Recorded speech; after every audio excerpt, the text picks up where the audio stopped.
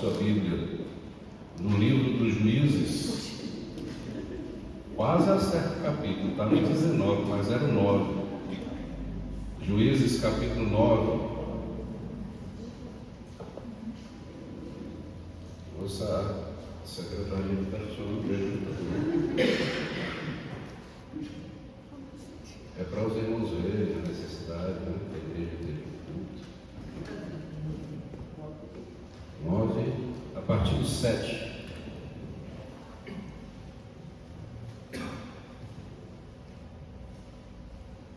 Agora eu pedi a Deus capacidade para enxergar. Ah, está bem? Irmãos, me desculpe ouvir as costas para vocês. Rapaz, era possível. Avisado disso, Jotão foi e se pôs no cimo do monte Gerizim, e em alta voz clamou e disse-lhes: ouvi-me, cidadãos de Siquém, e Deus vos ouvirá vós outros.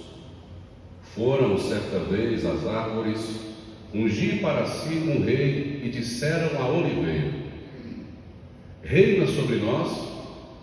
Porém a oliveira lhe respondeu: deixaria eu o meu óleo, que agrada a Deus e os homens,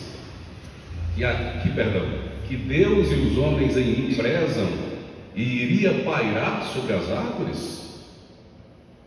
Então disseram as árvores à figueira: vem tu e reina sobre nós. Porém a figueira lhes respondeu: deixaria eu a minha doçura, o meu bom fruto, e iria pairar sobre as árvores? Então disseram as árvores à videira: vem tu e reina sobre nós. Porém a videira lhes respondeu: deixaria eu o meu vinho, que agrada a Deus e aos homens, e iria pairar sobre as árvores? Então todas as árvores disseram ao espinheiro: espinheiro, então vem tu e reina sobre nós. Respondeu o espinheiro às árvores: se deveras me ungis rei sobre vós, vinde e refugiai-vos debaixo da minha sombra. Mas se não, saia do espinheiro fogo que consuma os cedros do Líbano. Agora, pois, se deveras e sinceramente procedestes, proclamando o rei Abimeleque, vamos fazer o seguinte, vamos ficar até o 15 que diz isso: se não, saia do espinheiro fogo que consuma os cedros do Líbano. Somente até aí. Mais uma vez, feche os seus olhos, por favor. Peça ao Senhor que comunique a sua palavra ao teu coração nesta noite. Senhor, nós, diante da tua presença, pedimos que nos fale esta palavra ao coração, de modo que, por meio de nossas vidas, o nome poderoso de Jesus seja constantemente glorificado. Amém. Depois que Gideão, com apenas 300 soldados, venceu o poderoso exército dos midianitas, os homens de Israel se reuniram, chamaram a ele e disseram: Gideão, governe sobre nós, seja rei sobre Israel, e depois de você o seu filho, o filho de seu filho e a posteridade de sua família. E Gideão disse: jamais, nem eu, nem o meu filho, nem o filho do meu filho, quem governará sobre vocês será o Senhor. Ele está dizendo que há um lugar em Israel que deve ser ocupado por Deus e nenhum outro homem. No entanto, o Gideão diz: faz o seguinte, eu vou pedir a vocês que peguem dos despojos das lutas aquelas argolas de ouro que vocês receberam, que vocês pegaram, tragam até mim. E trouxeram 1.700 ciclos de ouro, que vai dar em torno de 20 quilos de ouro. Depositaram aos pés de Gideão. Gideão pegou mais alguns colares de ouro em forma de meia-lua, que estavam tanto nos pescoços dos reis dos midianitas, quanto também nos pescoços dos camelos dos midianitas.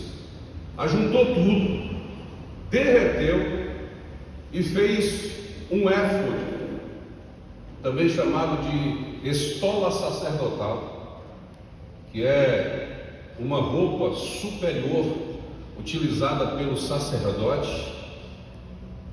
E ele fez isso de ouro, levantou na cidade de Ofra e tornou aquele lugar um altar de suposta adoração a Deus.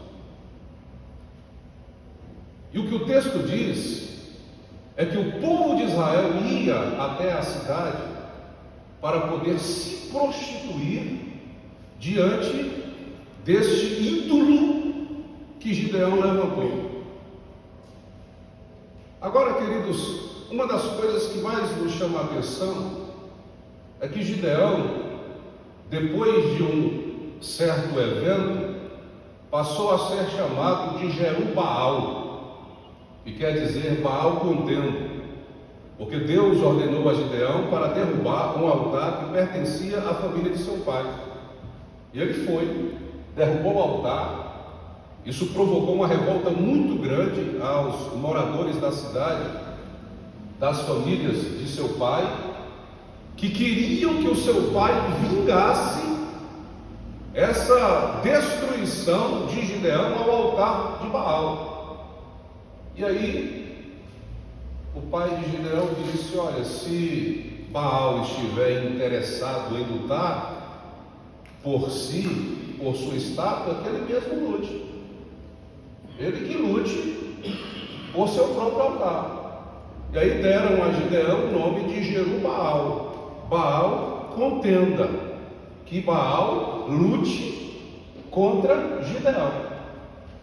Por que motivo ele derrubou um altar de Baal?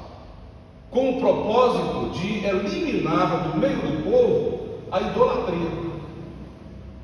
No fim da guerra, ele levanta um outro altar, com elementos de ouro, mas com o propósito de ser um elemento de adoração a Deus, mas aquilo também se transforma em um ídolo.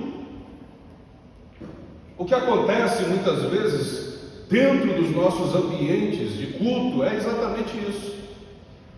O que é feito, o que é realizado em outras religiões não servem como elemento de culto para a gente, porque a gente sabe que aquilo ali é utilizado como meio idólatra. Só que às vezes dentro do nosso ambiente, que é um ambiente familiar, a gente vai levantando determinados tipos de altares, com a justificativa de que esses altares estão sendo levantados diante de Deus e para Deus. Só que Deus é apenas, permita-me a expressão, uma desculpa para que eu adore aquilo que eu mais admire, aquilo que de alguma forma é uma inclinação minha. E é exatamente isso que a gente está discutindo aqui, né, nos nossos GCs, nos nossos Graça em Casa, a respeito, nessa última semana falamos a respeito da idolatria, conversamos a respeito disso, e os elementos de idolatria são exatamente aqueles elementos que parecem ter algum tipo de justificativa, porque em nome de Deus parece que a gente pode fazer qualquer coisa, em nome de Deus parece que a gente pode levantar qualquer altar, em nome de Deus, a gente pode destruir qualquer pessoa que de alguma forma incomoda a nossa vida. Em nome de Deus, Jezabel matou um homem justo para que a sua vinha fosse tomada para ser dada ao seu esposo. Em nome de Deus, muitas pessoas foram queimadas em praça pública. Em nome de Deus, muita gente foi passada a espada nos tempos antigos. Em nome de Deus, muita gente foi enforcada para justificar aquilo que, para a gente, não é violência, não é maldade, não é inveja, desde que a gente associe ao nome de Deus aquilo que é uma inclinação nossa. O relato do livro de Juízes afirma que essa estátua, esse elemento que foi levantado por Gideão, se tornou uma pedra de tropeço para Gideão e para a sua família. Aí você pensa, a história linda de Gideão é finalizada com um ato de idolatria, com uma aparente pretensão bondosa. Ele não tinha o desejo de realizar algo que se tornasse uma pedra de tropeço, mas desconsiderando elementos dos princípios da palavra de Deus, ele toma uma decisão que se tornou uma pedra de tropeço para ele, para a sua família e para todo o povo de Israel. Quando isso acontece, Gideão morre posteriormente e deixa um pouco mais de 70 filhinhos. Gideão tinha um pouco mais de 70 menininhos que ele fez. Ele tinha dito que não governaria e que seus filhos não governariam. Mas em Siquém morava um dos filhos que Gideão, numa visita lá, fez, chamado Abimeleque. E Abimeleque disse: olha, eu acho que agora, depois que o meu pai morreu, é a nossa oportunidade de governar Israel. E ele, como era um bom argumentador, fez os seus trâmites políticos, chamou o pai de sua mãe e disse: olha, Gideão ou Jerubaal tem 70 filhos. Se os 70 governarem, não vai ser um desbando? Não é melhor que um só governe e que esse seja eu, que sou membro dessa família e que moramos aqui em Siquém, que é uma forte cidade e que tem poder para governar os demais membros de Israel? Todos os anciãos de Siquém apoiaram a decisão de Abimeleque e eles deram a Abimeleque, obrigado, vocês aí com frio, né? Nós aqui nessa sofrência, deram a Abimeleque muita grana, dinheiro suficiente para alugar alguns homens maus que foram até a cidade de Ofra, ou é Ofra?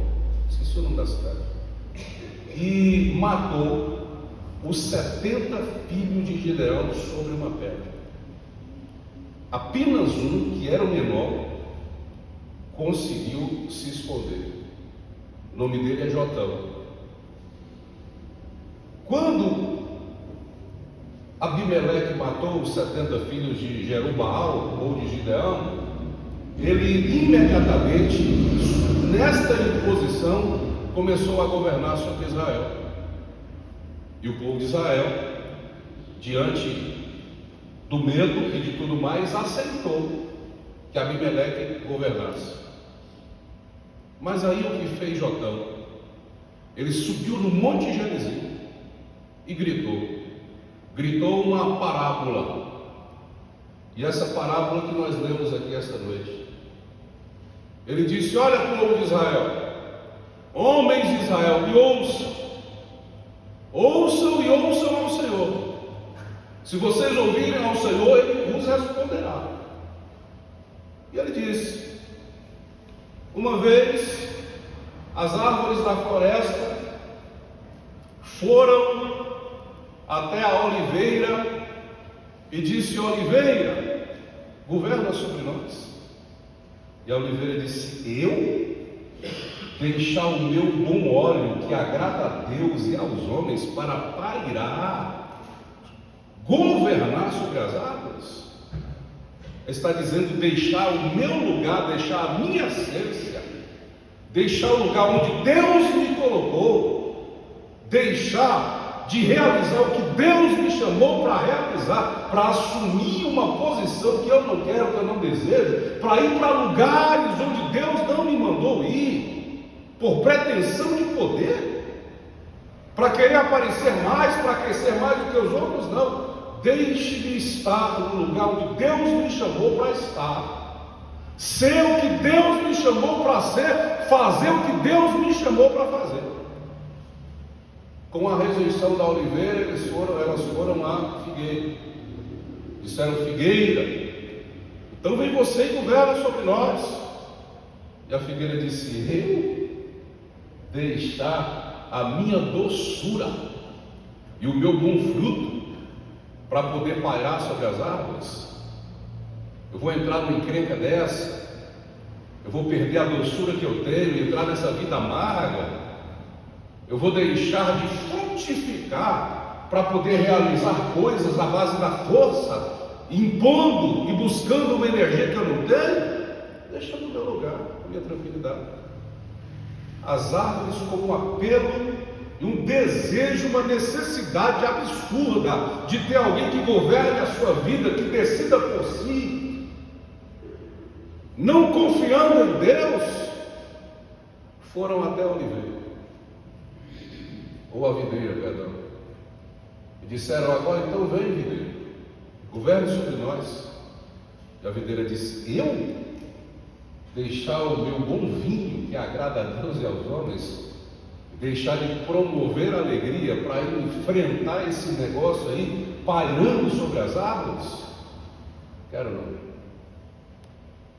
Oliveira, figueira e videira, boas árvores, bons frutos, bons elementos. Quando as árvores percebem que estas que são de bons frutos, de boa índole, não podem ou não querem governar sobre si, e sentindo essa necessidade absurda, essa dependência absurda de ter alguém que empurre para lá, que empurre para cá, que leve para um canto, que leve para outro, essa imaturidade de não saber decidir, de não saber para onde ir, de não saber o que fazer, de forma apelativa, foi até o espinheiro e disse ao espinheiro: então vem, espinheiro, as árvores boas não querem, então vem e governe sobre nós.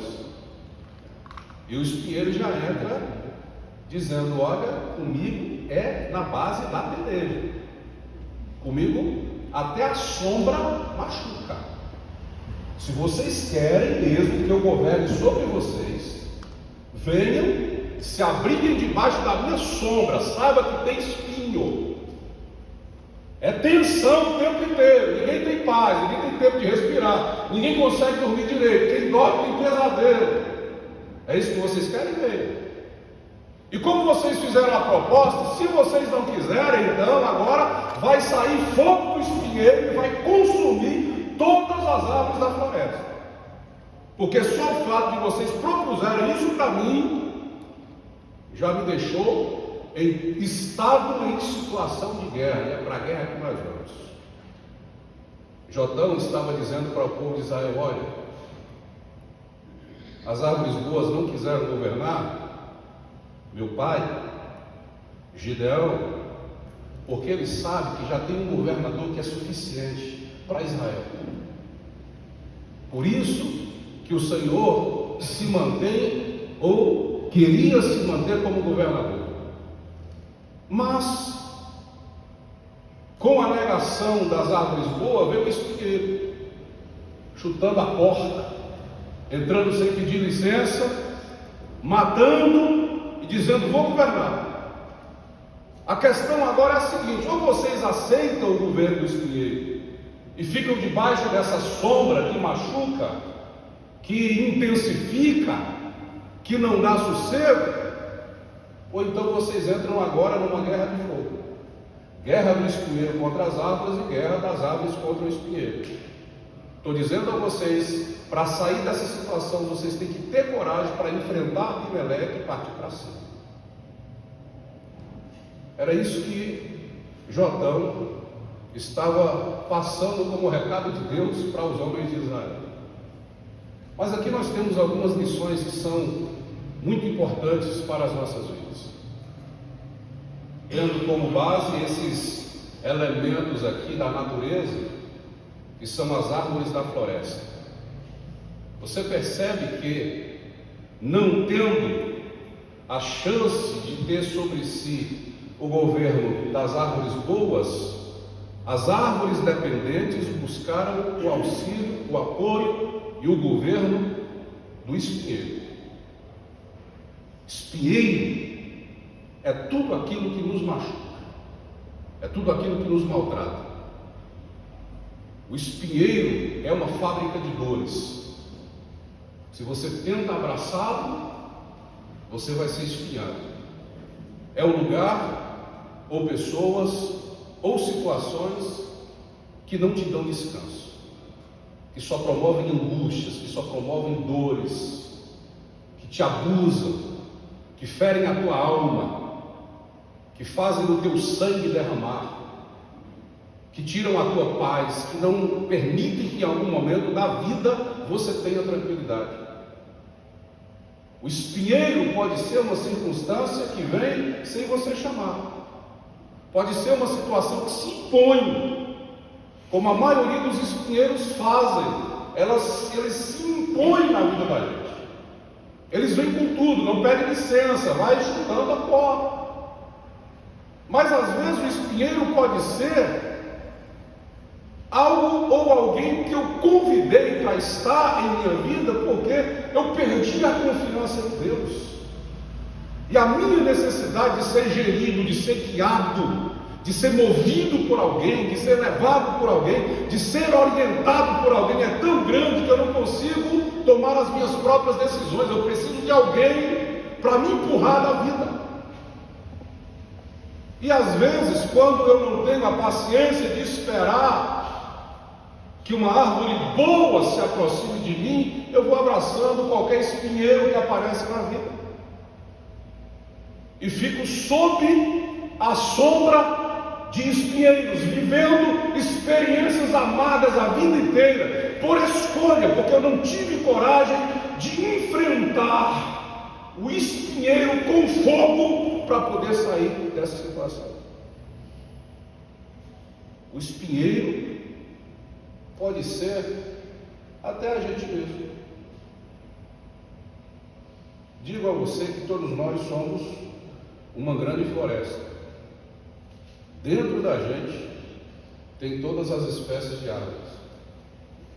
Dentro de cada um de nós aqui tem oliveira, tem óleo, que é agradável a Deus, que é agradável aos homens, que lubrifica, que ajuda a se movimentar, que unge, que abençoa, que cura, que é feito da oliva, se transforma em sabão, ajuda na limpeza, se transforma em combustível, ajuda a incendiar, a acender, a iluminar. Todos nós temos dentro de nós a capacidade de ser óleo na vida de alguém, de limpar a vida de alguém, de iluminar a vida de alguém, de ungir a vida de alguém, de curar a vida de alguém, de abençoar a vida de alguém. Todos nós temos dentro de nós essa capacidade que Deus deu.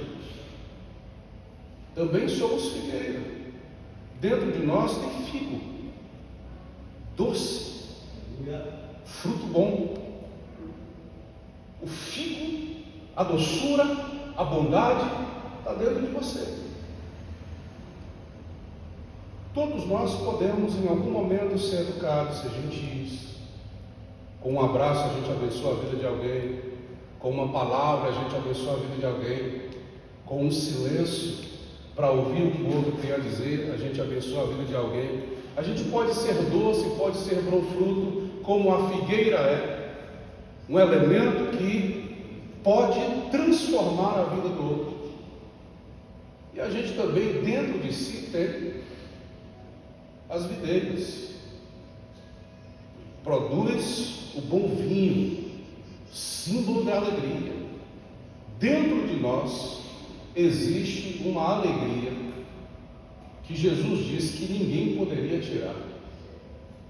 Uma alegria que não é dada por homens, uma alegria que é dada por Deus. Uma alegria que está acima de todas as alegrias. Por quê? Porque isso vem como um fruto da videira que está dentro da grande floresta existente dentro de cada ser humano que está aqui esta noite. Mas, senhoras e senhores, dentro de nós também existem espinheiros. Dentro de nós também existe mau humor. Dentro de nós também existe ira, mágoa. Dentro de nós existe uma árvore que pode colocar fogo na floresta. Mas a questão é: qual destas árvores está governando? Qual destas árvores está reinando? Em que vibe da vida você está? Na luz, no óleo da oliveira, na unção da oliveira, na graça da oliveira, no poder de limpar da oliveira, quem sabe na doçura da figueira, na bondade da figueira, na longanimidade da figueira, no poder perdoador da figueira, no abraço apertado da figueira, no olhar carinhoso da figueira, que nem precisa de palavras para poder abençoar o outro, no interesse da figueira. Ou quem sabe você está na vibe da videira, o gosto maravilhoso da uva, o vinho que é produtor da alegria, aquele que quando falta no casamento, mesmo Jesus dizendo ainda não é a minha hora, ele percebe a necessidade do vinho estar presente no casamento, porque quando falta o vinho no casamento, onde Jesus está, a festa também acaba. Então Jesus diz: se está faltando vinho, vamos providenciar vinho bom, para a festa continuar alegre e feliz. E toma vinho. São quase 600 a 900 litros de vinho para terminar a festa, com o povo judeu cantando, dançando feliz, e um casamento não frustrado. É isso que a gente faz quando o Espírito de Deus enche a nossa vida de alegria. E Paulo disse: irmãos, não vos embriagueis com vinho em que há contenda, mas enchei-vos é a alegria do Espírito Santo de Deus, que estando em nós, chega nos ambientes das vidas dos outros para promover a alegria, para quebrar a frustração, para fazer com que o ambiente que antes era de guerra se transforme em um ambiente de festa. Quando esta árvore está governando sobre nós, é assim que acontece. Agora, quando nós estamos sob o governo da figueira, alguma coisa aconteceu na nossa vida, algumas circunstâncias balançaram o nosso coração. Aí, meu querido, vem um mau humor horrível, vem a produção de sentimentos que deveriam ser negados por nós, mas infelizmente às vezes o espinheiro está maior do que a videira, o espinheiro está maior do que a figueira, o espinheiro está maior do que a oliveira, e a gente fica cheio de sentimentos ruins. Jesus disse: vocês precisam transformar a floresta de vocês, porque é impossível que uma boa árvore produza más frutos. E é impossível que uma árvore má produza bons frutos, porque é pelos frutos que se conhecem as árvores. O homem bom, do bom tesouro, tira tesouros bons. O homem mau, do seu mau tesouro, tira tesouro mau. Porque a boca fala do que o coração está cheio. O homem que está com o interior cheio de governo de árvore ruim, vai produzir árvore ruim. Antes dele encerrar a palavra, Jesus ainda chega a dizer: porque o espinheiro não pode produzir figo, e os abrolhos, que são outros espinheiros, não podem produzir uva. Dentro de nós existe uma floresta, e a gente precisa escolher qual tipo de árvore que nós somos nesta vida. Quando você chega dentro de casa, ou quando você chega no seu ambiente de trabalho, em que o clima se transforma, como as pessoas ficam. Tem gente que tem um prazer enorme de chegar no lugar e promover a atenção. Chega, todo mundo treme, acaba a alegria, acaba a paz, acaba a tranquilidade, porque chegou um espinheiro. Há outras pessoas que quando chegam, o clima poderia estar até ruim, o clima poderia estar até difícil, mas aquela pessoa tem uma alegria tão grande que consegue contagiar todo mundo. Quando a videira chega no ambiente, tudo muda, tudo se transforma. E a gente pode não dizer, mas o coração diz: era você que estava faltando aqui. Às vezes você chega num lugar onde o clima está meio tenso, está meio pesado, uma palavra que foi dita ou alguma coisa que foi feita, e aí você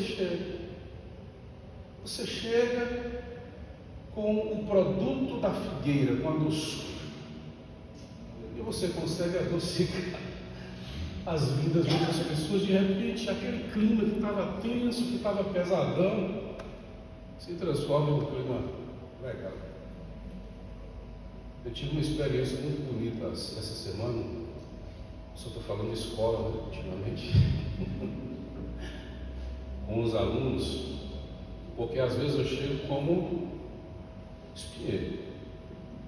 Os professores, os diretores até falam: eu quero ver agora aluno se meter a besta. Eu já chego com a mochila atravessada no peito, as costas mais largas, né? Cara fechado. Se estiver conversando muito, eu me aproximo mais de quem está conversando, com aquela presença, sem falar muita coisa, e converso com os meus alunos, faço acordo com eles, e a gente vai conversando, vai se entendendo.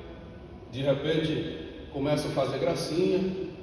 O professor, posso te chamar de federal? Acha que eu pareço federal? Pode chamar. O professor, posso chamar de bombado? Guardando as devidas proporções. O professor, posso te chamar de... eu esqueci até os nomes, tem um monte de nome, mas tem um que eu achei super esquisito. Falou: professor, posso te chamar de abacatu? O que é isso? Que sei lá, um negócio, uma largura, não sei. Vou te chamar de abacatu. Professor, o senhor toma bomba? Eu falei: olha, vocês já estão exagerando. Vamos medir. E aí a gente vai tentando.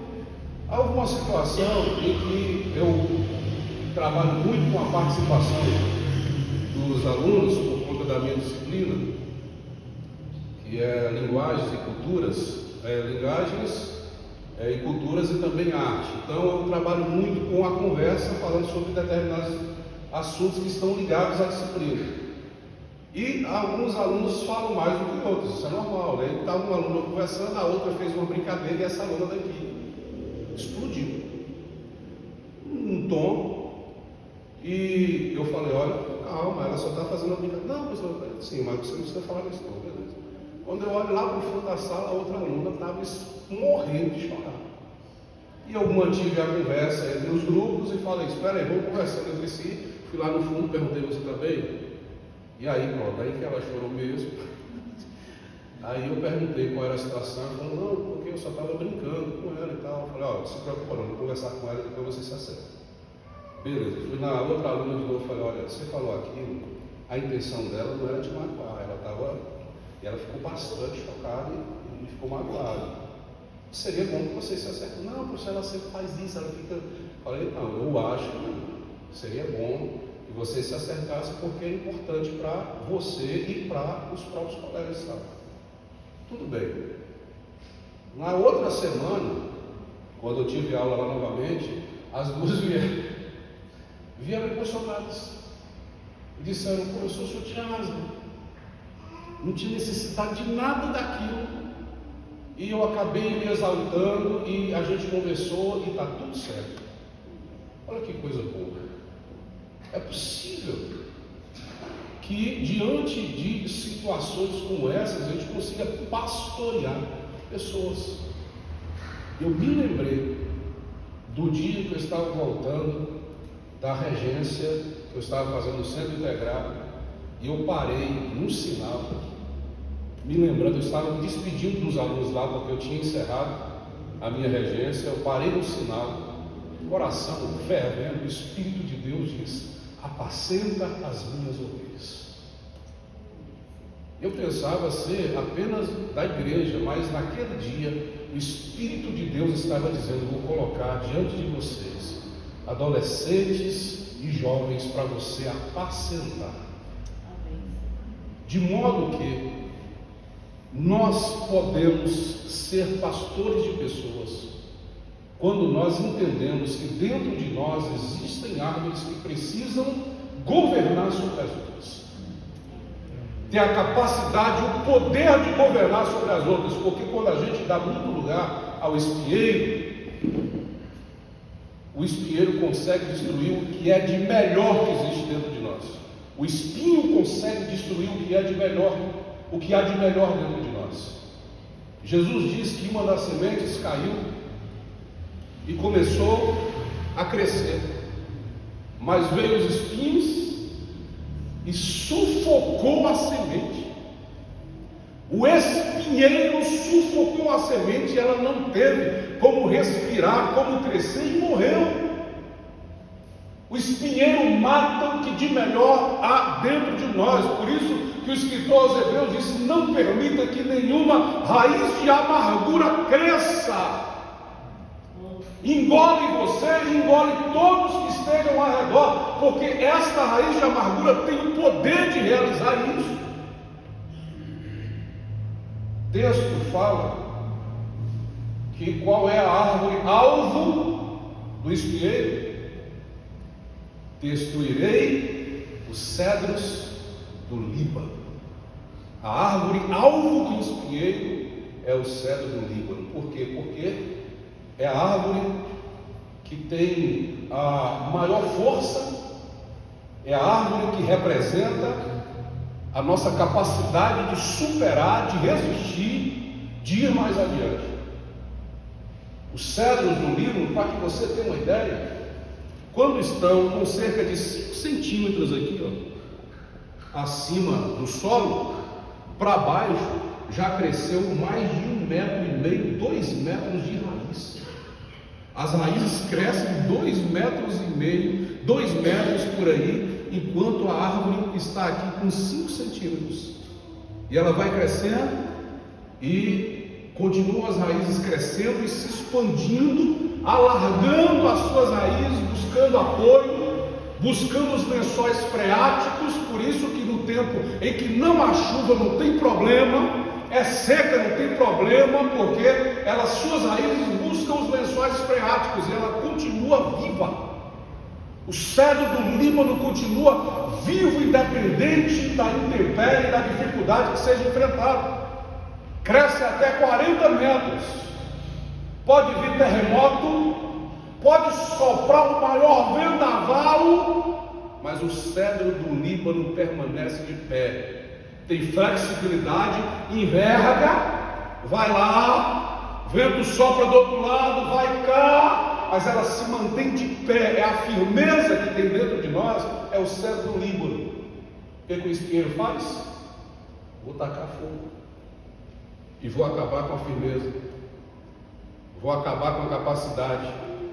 Acabando com o cedro do Líbano, eu posso facilmente acabar com a videira, posso facilmente acabar com a figueira, posso facilmente acabar com a oliveira.